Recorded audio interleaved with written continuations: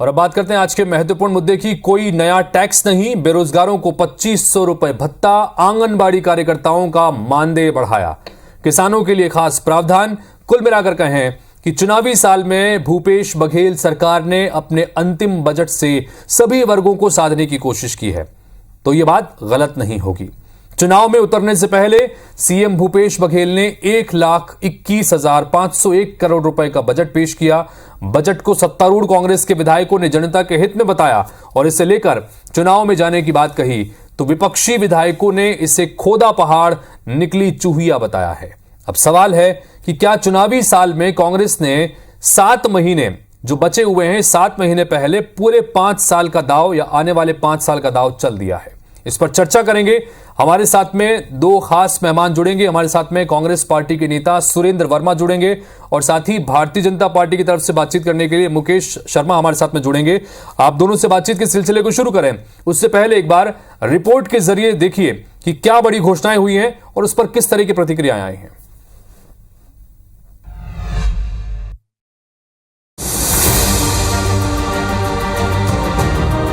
आंगनबाड़ी कार्यकर्ताओं को दी जाने वाली मासिक मानदेय की राशि 6,500 प्रति माह से बढ़ाकर 10,000 रुपये प्रति माह किए जाने की घोषणा करता हूं।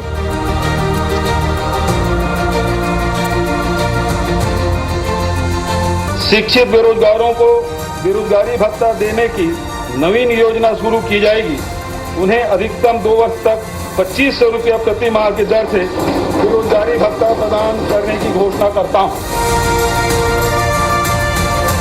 माननीय मुख्यमंत्री जी का जो बजट का पिटारा खुला, उससे बहुत से ज्यादा छोटे कर्मचारी, आंगनबाड़ी, मितानिन, रसोईया, पटेल, गायता, सबका विशेष ख्याल कर रहा है। इस बजट में भी ठगने का ही काम हुआ है। ये घोर निराशाजनक बजट। मेरे कृषि विभाग और सारे विभागों में विशेष रूप से इस बजट का लाभ मिलेगा। ये बजट जनता के विश्वास को तोड़ने वाला बजट है। जिस मुख्यमंत्री ने 4 साल में जनता का विश्वास नहीं जीता, अब वो क्या विश्वास जीतेंगे? उनको बहुत बहुत धन्यवाद देते हैं। हम संतुष्ट तो नहीं है पर खुश जरूर हैं, क्योंकि हमारे जो भी 44-45 दिन का जो भी हमारी हड़ताल थी, उसमें हमारी मांगों को कहीं न कहीं से थोड़ी बहुत तो पूरा किए हैं वो।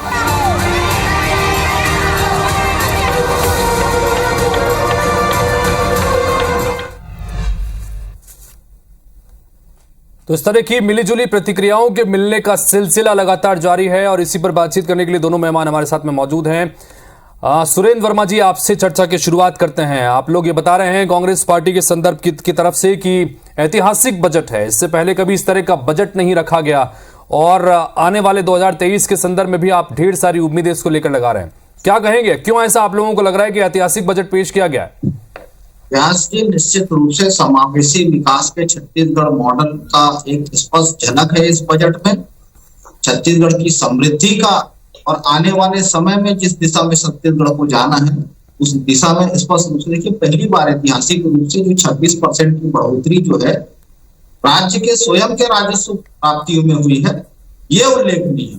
इसके साथ साथ जो है सभी वर्गों का, केवल आंगनबाड़ी सहायिका या फिर तालीमों की बात नहीं है, इसमें जो भोजन निर्माण करते हैं, जो बनाने का काम करते हैं, रसोइयों के संदर्भ में प्रावधान है। ग्राम पटेल, कोटवार और जो नरवा गरवा धुरवापारी और किसान समिति के हमारे अध्यक्ष और सदस्य हैं, उनके मानदेय के संदर्भ में भी प्रावधान है। सामाजिक न्याय को लेकर जो सामाजिक सुरक्षा पेंशन है, वो भी लगभग 1.5 गुना कर दिया गया है। छात्रावास में रहने वाले जो हमारे युवा हैं, जो हॉस्टल में रहते हैं, उनके भोजन व्यय में सीधे 71% की बढ़ोतरी की गई है। 700 से बढ़ा के 1200 रुपए किया गया है। छात्रवृत्ति मद में भी बढ़ोतरी की गई है। उसके बावजूद जो FRBM एक्ट है, जो RBI की तय सीमा है, कर्ज का भार जो है 3% से कम है। जो तमाम तो सुरेंद्र जी, आप तमाम फायदे बता रहे हो कि इस बजट में अलग अलग वर्गों को साधने की कोशिश की है। भारतीय जनता पार्टी के नेताओं को हमने सुना, वो कह रहे हैं कि घोर निराशाजनक बजट है और इसमें जनता की जो वादे थे, जो आकांक्षाएं थी, वो पूरी नहीं हुई है। व्यास जी, ये भाजपाई जो मुद्दा विहीन पिछले 4 साल से हो गए हैं, उनके लिए तो ये सुनामी है। सभी वर्गों का इसमें ख्याल रखा गया है। उसके बावजूद एक तरफ आप तुलना करेंगे, ये बार बार आरोप लगाते थे प्रधानमंत्री आवास को लेके फर्जी आंकड़े ये देते थे। आज के इस बजट में बिंदु क्रमांक 94 में वो भी भाजपा का जो चरित्र है, भाजपा का जो झूठ है, वो उजागर हो गया। आने वाले वित्तीय वर्ष के लिए जो लक्ष्य केंद्र सरकार ने छत्तीसगढ़ को दिया है, उसके लिए 3238 करोड़ का प्रावधान इस बजट में। ये बार बार झूठ बोलते हैं कोई भाजपा 8 लाख। ठीक है मुकेश जी, क्या कहेंगे इस पर? कांग्रेस पार्टी के नेता कह रहे हैं कि घोषणाओं की सुनामी है ये बजट, तो जबरदस्त तरीके से घोषणाएं की गई हैं और हर अलग अलग वर्ग को साधने की कोशिश की गई है। आपकी पार्टी के नेता इसे निराशाजनक बता रहे हैं। मुकेश जी, क्यों ऐसा? देखिए, कहीं ना कहीं कांग्रेस पार्टी की सरकार ने स्वयं अपने घोषणा पत्र को खारिज कर दिया है। इस बजट में कोई भी वादे जो ये जन घोषणा पत्र के माध्यम से किए थे वो पूरे नहीं कर पाते। एक मैं उदाहरण बताऊं आपको, इन्होंने ये जन जन रोजगार, घर घर रोजगार, ये बात इन्होंने किया था और ये 10 लाख लोगों को 2500 रुपया भत्ता देने की बात किए थे और 250 करोड़ रुपया प्रावधान करते हैं। तो ये झुंझुना है, झुंझुना और कुछ नहीं है। तो इनकी सरकार के कथनी और करनी में फर्क है। ये जन घोषणा पत्र के, अरे भाई, नगरीय निकाय टैक्स को आधा करने का बात हुआ था, ये कब करने जा रहे हैं? इनका ये आखिरी बजट है। ये तो मुझे लगता है कि इनका आखिरी नहीं, अब ये अंतिम बजट ही है। इसके बाद ये जाने वाले हैं। इसके बाद अब ये बजट पेश करने लायक है नहीं, क्योंकि ये इनके कथनी और करनी में फर्क और वादा खिलाफ, एक भी वादे ये ढंग से पूरा कर पाते।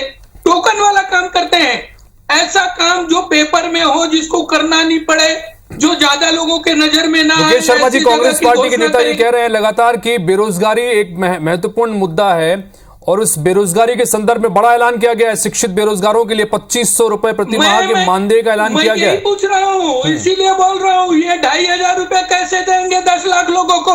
250 करोड़ रुपए का प्रावधान करते हैं, 1250 करोड़ रुपया होता है, 4 साल का देने वाले हैं, अगले साल देने वाले हैं, कैसे देने वाले हैं, किसको देने वाले हैं, कौन पात्र है, कौन अपात्र है? अरे ये खाली झुंझुना पकड़ाने की बात है। सुरेश जी, क्या कहेंगे इसको लेकर? वो कह रहे हैं कि सिर्फ झुंझुना पकड़ाया गया है। बेरोजगारों को लेकर जो भत्ता की बात कही गई है, मात्र 7 महीने का वक्त बचा हुआ है और आप लोग 2 सालों का भत्ता देने की बात कर रहे हैं, ये कैसे होगा? सुरेश जी बताइए जरा। छत्तीसगढ़ की जनता ने 15 साल रमन राज के कुशासन को भी भोगा है। बेरोजगारी भत्ता हमारी सरकार ने तो आज बजट में प्रावधान किया। 2003 में इनका वादा था, 15 साल सरकार। अरे ये कहाँ चले गए भाई? देखिए कहाँ चले गए भाई? जितने अरे सरकार आपकी है भाई, अरे आप बताइए भाई, आपकी सरकार कैसे दे रही है भत्ता? आप 2003 में कहाँ चले गए भाई? लोगों ने विश्वास जताया, इतना बड़ा जनता सबको दिया है। कर्जमाफी हुआ कि नहीं? धान का समर्थन मूल्य जो हमारे वादे से ज्यादा, राजीव गांधी किसान न्याय योजना के लिए इस बजट में ब्याज की 6800 करोड़ का प्रावधान है। इनके जुमलों से भी छत्तीसगढ़ की जनता परिचित है और ये घर घर रोजगार, हर घर को रोजगार की बात कर रहे थे। निश्चित रूप से हमारे घोषणा पत्र में था और उसके लिए राजीव निदान क्लब हमने बनाया है। 13,800 की संख्या में हर 4 महीने में 25,000 रुपए दिया जा रहा है। सामाजिक सरोकार से युवाओं को जोड़ने की बात की गई थी। बिजली बिल हाफ की योजना का लाभ मुकेश जी को मिल रहा है कि नहीं? अपने घर का बिजली बिल देख ले। छोटे भूखंडों की रजिस्ट्री रोक के रखे थे, वो हो रहा है कि नहीं? वनोपज का संग्रहण 600 बढ़ा है 2008 की तुलना में। और इसी प्रकार से झूठ बोल के भारतीय जनता पार्टी के नेता अपनी विश्वसनीयता खो रहे हैं। तेंदुपत्ते का दाम जो था 2,500 रुपए से बढ़ा के 4,000 रुपए दिया गया कि नहीं? मुए का समर्थन मूल्य 17 रुपए से 34 रुपए हुआ कि नहीं? तो भाजपा जो है आज मुद्दावीर हो गए हैं। इस बजट से सुनामी तो भाजपा के लिए आई है। जो विश्वसनीयता का संकट भाजपा के ऊपर था, इसके बाद तो और जो सुशासन, समृद्धि और आत्मनिर्भरता की दिशा में जो छत्तीसगढ़ ऐतिहासिक रूप से पिछले 4 सालों में मजबूत हुआ है, जो सामाजिक न्याय और सामाजिक सुरक्षा को लेकर आम जनता की समृद्धि के लिए भूपेश सरकार ने काम किया है। मुकेश जी, इस पर आपकी प्रतिक्रिया। और दूसरा ये सवाल मेरा भी कि जो बजट पेश किया गया उसके संदर्भ में मुख्यमंत्री जी ने कहा कि कोई एक नया टैक्स नहीं दे रहे हैं, कोई 1 रुपए का नया टैक्स नहीं दे रहे हैं। दूसरी बात यह कि कोई कर्ज वर्ज लेने का प्रावधान नहीं है, राजस्व में वृद्धि की बात कर रहे हैं। देश की जो जीडीपी है उससे ज्यादा जीडीपी इस वक्त राज्य की है। ये सब तमाम आंकड़े पेश करते हुए अलग अलग घोषणाएं की गई हैं। क्या आपको नहीं लगता कि चुनावी साल में ये जो चीजें बताई गई हैं ये आगे भारतीय जनता पार्टी के लिए चुनौतीपूर्ण हो सकता है? बिल्कुल नहीं। ये बात कर रहे हैं कि इनके जीडीपी को लेके, और इनके मंत्री एक दिन पहले बड़ा उनका स्टेटमेंट आया था कि पर कैपिटा इनकम छत्तीसगढ़ का पूरे देश से ज्यादा है। आज जरा देखिए समाचार पत्रों के माध्यम से जानकारी लीजिए। देश का पर कैपिटा इनकम 1,72,000 रुपया है। 1,32,000 रुपया पर कैपिटा इनकम लाके आप कहते हैं कि हम पूरे देश से आ गए, तो पता नहीं कहां से जानकारी लाते हैं, जानकारी है भी कि नहीं है। तो कहीं ना कहीं ये खाली भ्रम। अब आप मुझे ये बताइए, एक ही बात पे मैं पूछ रहा हूं, अभी वर्मा जी बोल रहे थे 13,800 लोग ये इस योजना में हैं और उनको बेरोजगारी भत्ता के रूप में जो भी मिल रहा है राशि, तो 4 साल में 13,800, तो मुझे लगता है कि आप तो 4,000 लोगों को भी देने वाले नहीं हो। और यहाँ तो लिखे हो 10 लाख, तो ये 10 लाख का क्या हुआ? क्या बोल रहे हैं आप? ये झूठ है कि सच है? ये झुंझुना है, झुंझुना बेवकूफ बनाने का काम है। तो इनका तीसरी वादे करते हो, पूरा करते नहीं है। सुरेन जी, वादे करते पूरा करते नहीं है। लोगों को विश्वास होगा कैसे भाई? लोगों होगा 13,800 जो है वो क्लब बने हैं। प्रत्येक क्लब में 12, 15, 20 और 25 तक सदस्य हैं। ये 13,800 जो राजीव मितान क्लब बने हैं, तो ये 10 लाख में से कितने लोगों को बेरोजगारी भत्ता देने वाले हैं, कौन बताएगा? ये 3 दिन पहले आर्थिक सर्वेक्षण की रिपोर्ट पेश हुई है। ये विधानसभा का लिखित दस्तावेज है जो पब्लिक डोमेन में है। ये तुलना कर ले, अर्थव्यवस्था के तीनों प्रमुख सेक्टर में ब्याज दी। ठीक है सुरेश जी, के क्षेत्र में छत्तीसगढ़ का औसत। सुरेश जी, जो राज्य के सरकारी कर्मचारी हैं, राज्य के सरकारी कर्मचारी हैं, उनकी प्रतिक्रिया आ रही है कि वो नाराज हैं इस बजट से। बड़ी उम्मीद थी उन्हें कि नियमितीकरण पर बात होगी या वेतन विसंगति को दूर करने की बात होगी। वो नाराजगी व्यक्त कर रहे हैं कि हमारी मांगे पूरी नहीं और हम लोग आगे भी अपने आंदोलन और तेज करेंगे। तो क्या ये चुनौती बन सकता है, क्योंकि कर्मचारियों की संख्या बहुत बड़ी है?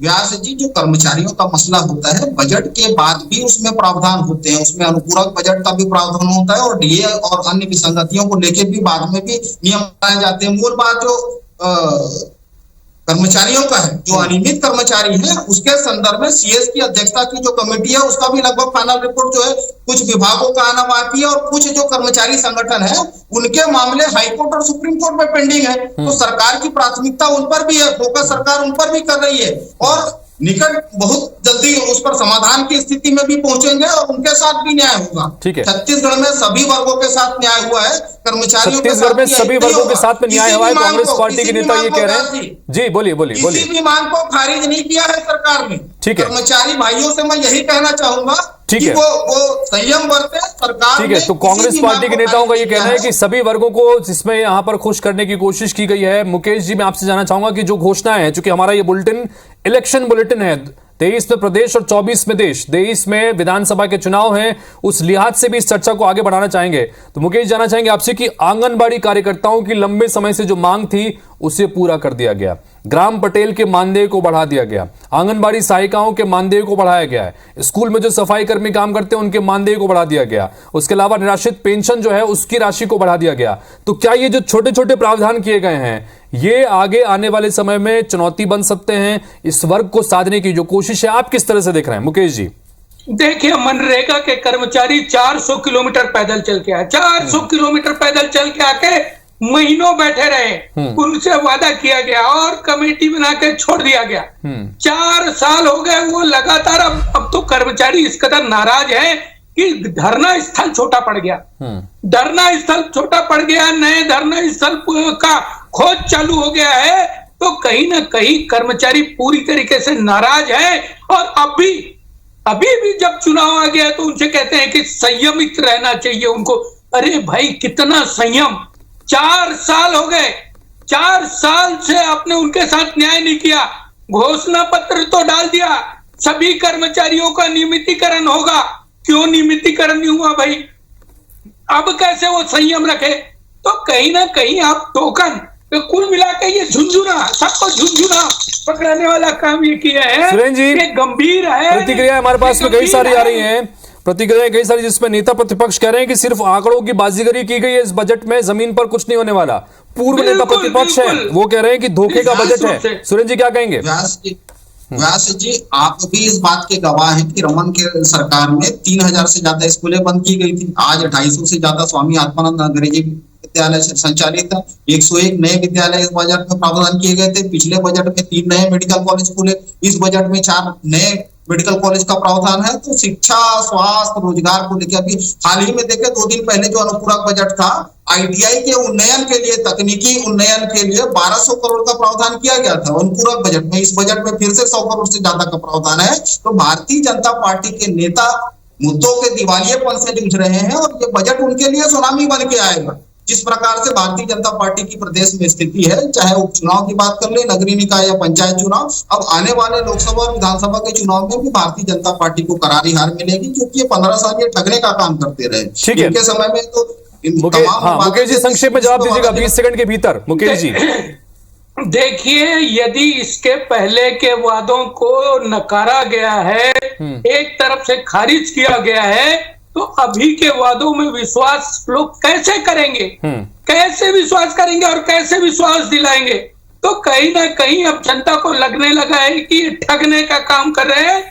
जब पुराने वादे ही पूरे नहीं हो पाए तो ये नए वादों का क्या? ठीक है, तो कुल मिलाकर दोनों ही पार्टी के नेताओं की प्रतिक्रिया आपने सुनी। भारतीय जनता पार्टी लगातार ये कह रही है कि सिर्फ धोखा हुआ है, जनता की आकांक्षाओं पर यह बजट खरा नहीं उतरता है। विपक्ष है तो विपक्षी तौर पर जाहिर तौर पर इस तरह की बयानबाजी हमेशा होती है, लेकिन हमने यहां पर यह कोशिश की कि 2023 के विधानसभा चुनावों के संदर्भ में अगर इस बजट की प्रावधानों को जोड़कर देखा जाए तो आगे कितना फायदा मिल सकता है, क्या बजट कितना कमाल कर सकता है। चूंकि पिटारा खुल चुका है और पिटारे में अलग अलग वर्गों को साधने की कोशिश जाहिर तौर पर की गई है, और यही वजह है कि कांग्रेस पार्टी के तमाम नेता इसे ऐतिहासिक बजट बता रहे हैं, भरोसे का बजट बता रहे हैं, तो बीजेपी कह रही है कि भरोसा तोड़ने वाला बजट है। बहरहाल ये जनता को तय करना है कि जो घोषणाएं की गई हैं वो अब 7 महीने के इस दरमियान कितनी जमीन पर उतरती है और उसके लिए जनता उसको लेकर क्या नंबर देती है, क्या सोचती है, ये हम आप पे छोड़ते हैं। फिलहाल बहुत बहुत शुक्रिया आप दोनों का इस चर्चा में शामिल होने के लिए, अपनी बात रखने के लिए। तो इसी के साथ फिलहाल इस बुलेटिन में इतना ही। नमस्कार।